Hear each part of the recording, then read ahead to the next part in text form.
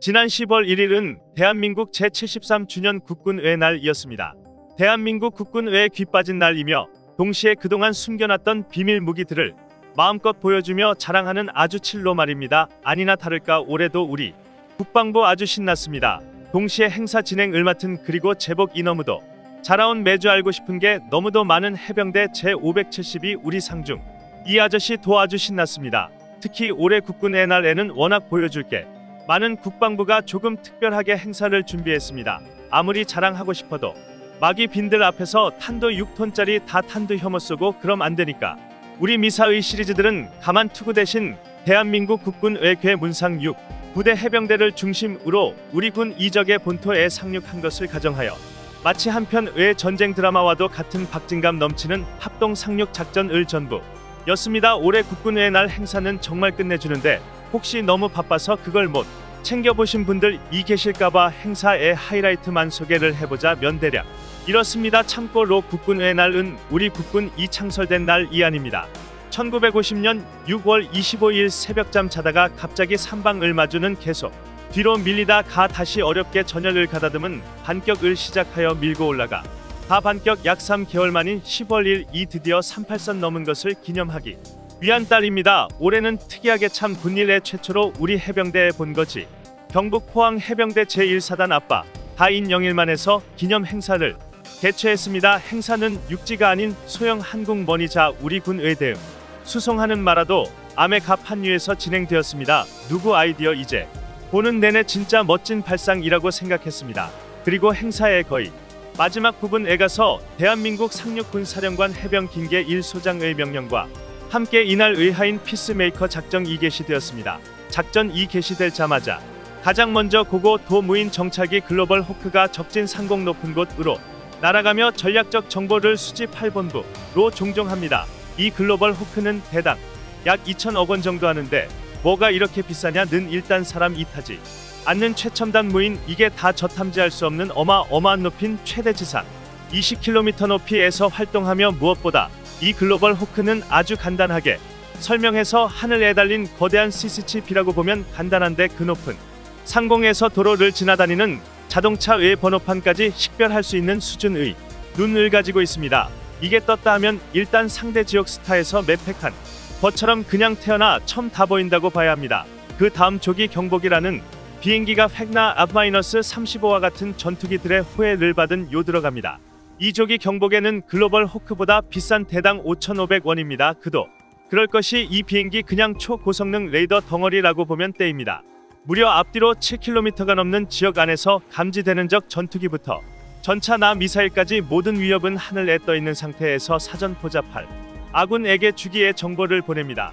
그리고 아주 당연히 한국의 잠수함들은 아주 진작부터 군청에 가서 대기 타고 있다가 신호 떨어집니다. 속 미사일로 적사람 도라든지 영분기지 등을 사전에 박살내버립니다. 하늘 과바다 속에서 이렇게 최첨단 무기들이 활동을 하는 동안 헬기를 통해 그리고 비행기를 통해 같은 대한민국의 특수부대원들이 적진에 먼저 침투합니다. 이들은 아무런 보호도 받지 못하는 상태에서 그냥 맨몸으로 폭탄과 소총으로 무장을 소리 안 나는 앱스포트를 타고 조용적 해안으로 침투를 하는 것입니다. 이 사람들은 목숨 이 최소 두어 개씩 있는 사람들입니다. 이들의 임무는 해병대가 본격적으로 상륙을 하기 전에 적 해안가에 설치되어 있는 각종 폭탄이라 던지 적의 기관총 부대 또는 본부와 같은 주요 시설들을 폭파하여 우리 해병대 다 거침없이 밀고 들어올 수 있도록 미리해서 걸리적거리는 것들을 싹 다 청소해서 길을 깨끗하게 닦아주는 임무를 맡고 있습니다. 이렇게 되면 이제 본격적인 상륙 작전을 위한 편에 모두 빨리 상태입니다.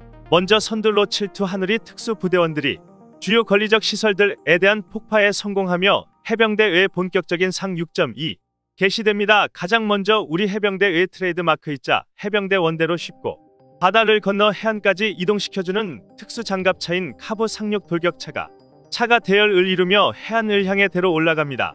이번 행사에서는 카브가 총 48대 동원되었는데 우리 해병대는 이게 200대가 넘게 있습니다.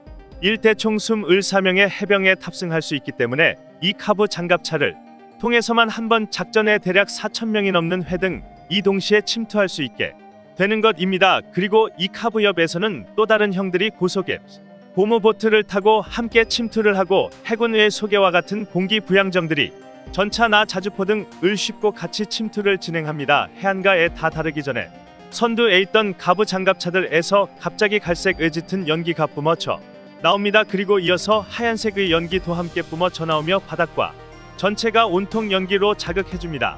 이 엄마들은 단순히 시야만 가리는 게 아니라 특수 재료로 제작되어 적외선 레이더 탐지 또한 차단하는 효과가 있습니다. 적군의 입장에서 이런 대규모 상륙군이 몰려오는 것은 본팩 그 자체입니다. 일단 보통 해병대라는 존재는 단순히 바다에서 상륙을 하는 것만 늘 목적으로 훈련된 이들이 아닌 상륙 이후 특수전을 포함 엄청난 수준의 전투를 치르도록 훈련 이된 한 명 한 명 거해준 특수부대원들이 이기 때문이에요. 보통 이런 수준의 전사들은 20년 많아봐야 50명 정도가 침투하는 게 일반적인데 이건 아예 정규 부대 사당 규모가 되죠.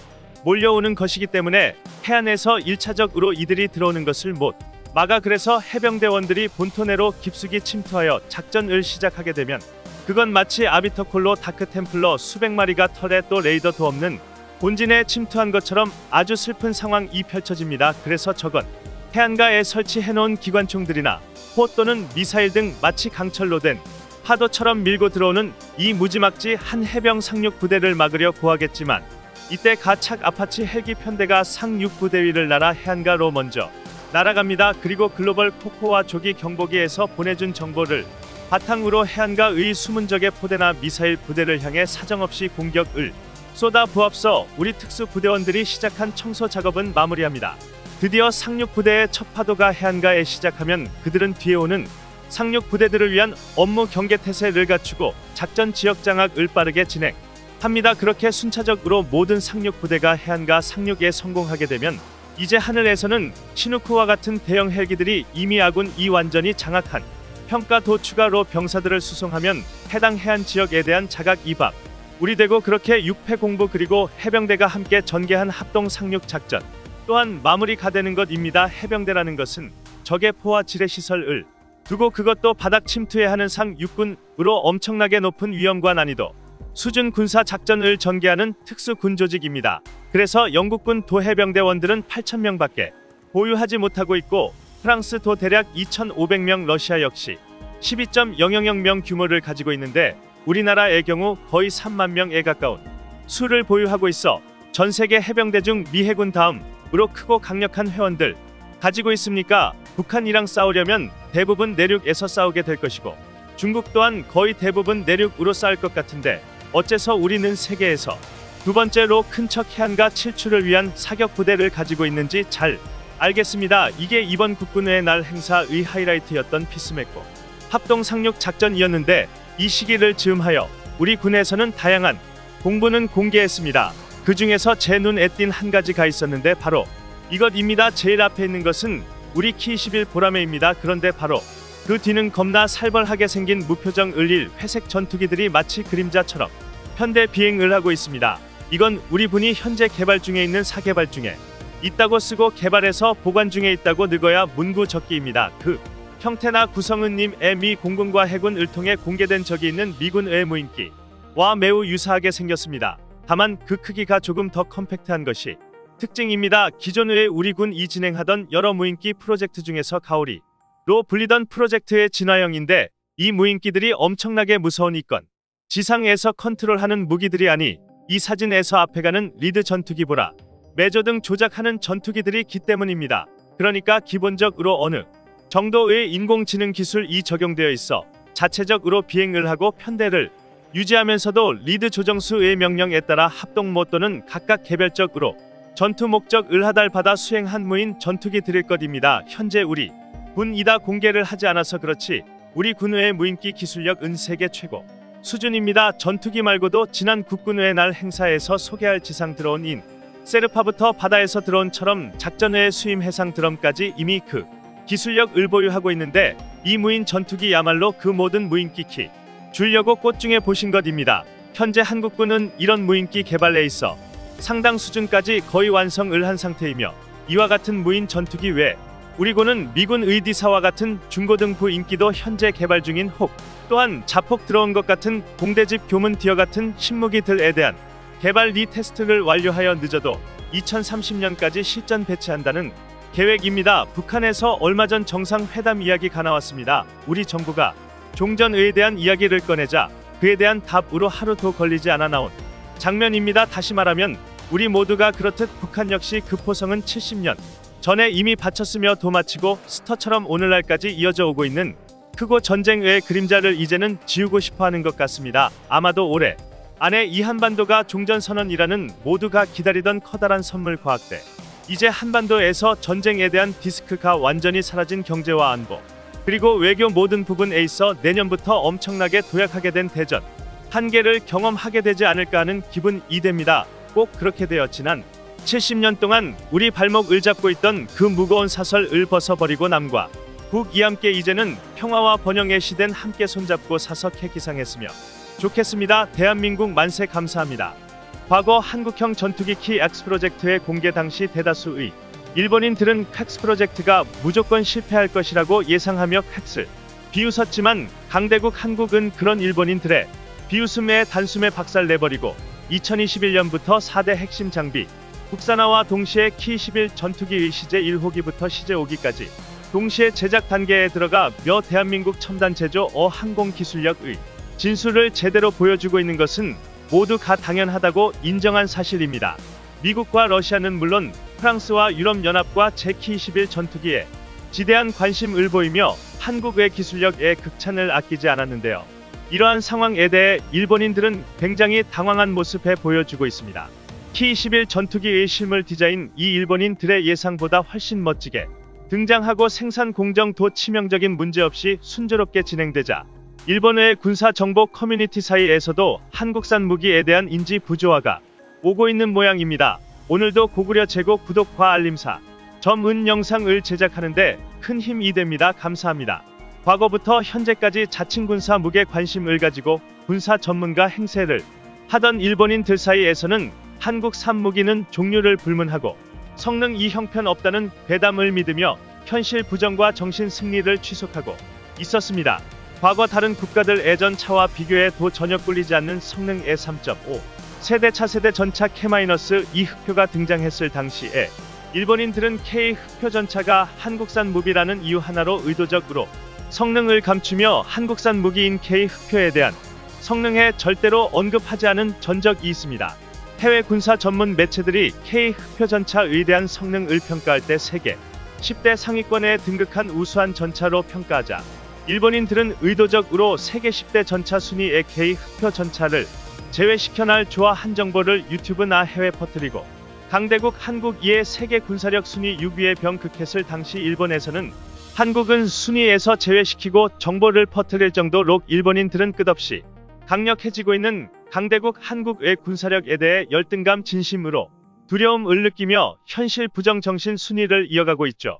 이러한 일본인들의 발전해 나가는 한국 구정 방식은 다른 분야에서도 그대로 드러납니다. 꼭 오려재고 2020년 개경제 역순 이 비교표에서도 한국을 제외하지 않나, 해외 수출 세계 순위에서도 한국을 제외하지 않나. 말 그대로 일본인들의 망상은 현실을 부정해서라도 한국은 영원히 일본의 미칠하고 인지하고 싶을 뿐이며 도쿄올림픽 이후 급속하게 몰락할 일본인들의 유일한 자존심이라도 지키려고 마지막 발악을 하고 있는 것입니다. 그러나 이러한 일본의 현실 부정도 결국 통하지 않을 정도로 막다른 길을 부달했습니다. 전 세계에서 가장 고난이도의 군사 무기 기술력으로 평가받던 K-21 전투기 생산 기술력과 동시에 사거리 5km급 미사일 기술력과 재전부 다 한국이 갖추기 시작했으니까요. 특히 일본은 영원한 전범국으로서 공격형 탄도 미사일을 갖출 능력 따위가 없기 때문에 성모 미사일과 비교할 일본산 미사일이 없어 평모 미사일을 두려워하는 게 밖에 남아있지 않지만 K-21 전투기는 그나마 비교 대상이 조금 이나마 남아있습니다. 바로 만들어지지도 않은 가상의 전투기 일본산 F-3 전투기입니다. K-21 전투기의 성능을 앞살 전투기를 개발하겠다고 기대감이 한껏 부푼 일본인데 일본에서 K-21 전투기에 관한 이야기가 나오면 반드시 비교 대상이 되는 F-3 전투기의 심각한 실체는 일본산 F-3 전투기가 추구하는 성능은 미국산 F-22 랩터를 아득히는가 하며 아시아에서 최강의 전투기가 될 것이라고 군사 정보에 관심 있어 하는 일본인들은 자랑스럽게 들 이야기합니다. 고불려 제구 특히 일본 방위성에선 2037년까지 F-3 전투기를 개발하려 한다는 계획을 공식적으로 발표하면서 군사 무기에 관심 있어하는 일본인들의 기대감은 더욱더 부풀어 올랐는데요. 그러나 일본의 도쿄 올림픽처럼 F-3 전투기 복원 모습은 그럴듯하지만 역대 급삽질이 계속되고 있습니다. 일본의 전투기와 비교하면 한국의 K-11 전투기는 2026년의 완성 계획을 세웠고 약 10년 정도의 차이가 있습니다. 원래 개발 완료 시기는 약 6년 정도의 차이를 보이고 있었지만 일본 방위성 측에서 손발이 맞지 않아 F-3 전투기 프로젝트를 계속해서 연기하며 10년 이상의 차이가 벌어져 일본 정부는 F-3 계획에서 전범 기업인 미쓰비시 중공업 애주 계약자로 선정 후 해외 업체 협력보단 100% 일본산 기업을 중점으로 선정했으며 엔진 미끼 체더와 항전 장비 등 모든 것을 보니 직접 개발한다고 선포했습니다. 일본 방위성 이 말하는 내용을 그대로 인용해본다면 일본의 전투기 기술력이 그 정도야라고 할 수도 있겠지만 일본산으로 100% 국산화 계획에 발표되자마자 상 전투기 계획의 가장 중요한 기술력과 가격에 관한 문제점들이 밝혀지고 있어 고구려 제국 과거 일본의 F-2 전투기는 미국과 공동 개발을 거쳐들며 일본에서 부족한 기술력은 미국의 지원 기체 조립은 미쓰비가 담당하며 엔진은 미국제 엔진을 사용했죠. 그럼에도 불구하고 반납하고 쓸본의 복자 규격과 소량 생산으로 엄청난 가격을 기록했습니다. 완성된 F-2 전투기의 가격은 한 대당 1,400억 원, F-22 랩터의 가격 2일 대당 2천억 원대하던 시절이었죠. 참고로 현재 K-11 전투기의 양산 비용은 약 700억 원에서 많아지면 800억 원대로 측정되었습니다. 이번 F-3 전투기 사업은 F-2 전투기에 비해 한술 더 떠서 미국의 지원 없이 미쓰비시와 일본의 전자 기업들이 모든 것을 관한하게